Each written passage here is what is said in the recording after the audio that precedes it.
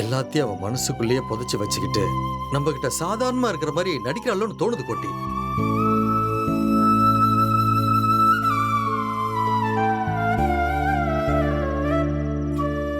நீங்க சொல்றதும் சரிதான். அவ தன்னை பத்தி யோசிக்கிறத விட எப்பவுமே நம்மளை பத்தியே யோசிச்சுட்டு இருக்காங்க. ஏசு சிலுவைய சுமந்த மாதிரி நம்ம கஷ்டம் எல்லாத்தையும் அவ தான் மேல போட்டுக்கிறாங்க. என்ன சொன்னாலும் கேட்க மாட்டேங்கிறா. என்ன பண்றதுன்னு ஒண்ணுமே புரியல. ஏன்பா விஜய்க்கு கால் பண்ணி கேக்கட்டா? நான் பண்றேன்.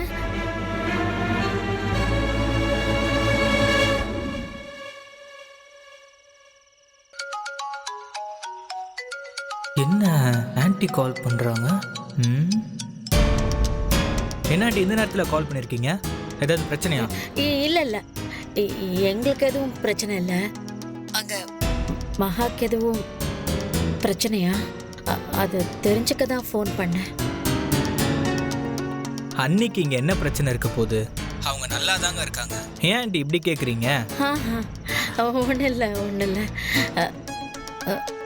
உங்களுக்கே தெரியும், அங்கே அவ்வளோ பெரிய பிரச்சனை ஆனதுக்கு அப்புறமும் அவ மறுபடியும் எங்கள் வீட்டுக்கு வந்திருக்கா. அதான் அவ நல்லா இருக்காளா இல்லையான்னு தெரிஞ்சுக்கிறதுக்கு அவங்க அப்பா வேற ரொம்ப பயப்படுறாரு. ஐயோ, என்ன ஆன்ட்டி நீங்க? இங்க எல்லாரும் அதெல்லாம் எப்பவோ மறந்துட்டாங்க.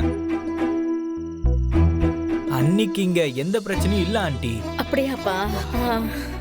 நீங்க எதை பத்தி யோசிக்காம நிம்மதியா இருங்க. இப்பதான் என் மனபாரமே குறைஞ்ச மாதிரி இருக்குப்பா. ஏதாவது இருந்தா எனக்கு ஃபோன் பண்ணி சொல்லுங்க. என்ன ஆன்ட்டி, இங்க பாருங்க ஆன்ட்டி, அன்னைக்கு ஏதாவது பிரச்சனைனா நான் சும்மா விட்டுருவேனா என்ன? அன்னைக்கும் நான் தானே உங்களுக்கு கால் பண்ணி சொன்னேன். ஆமா தெரியும். இருந்தாலும் சொன்னேன், அவ்வளவுதான். ரொம்ப தேங்க்ஸ்பா. சரிங்க.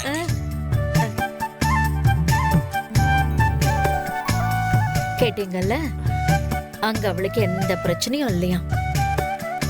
ஏங்க இப்படி தேவையில்லாம பயந்து நம்ம பொண்ணையே சந்தேகப்பட்டு என்னையும் குழப்பி?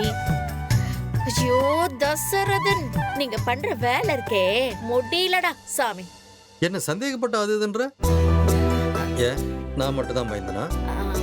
நீ பயந்து தானே விஜய்க்கு ஃபோன் பண்ண? அது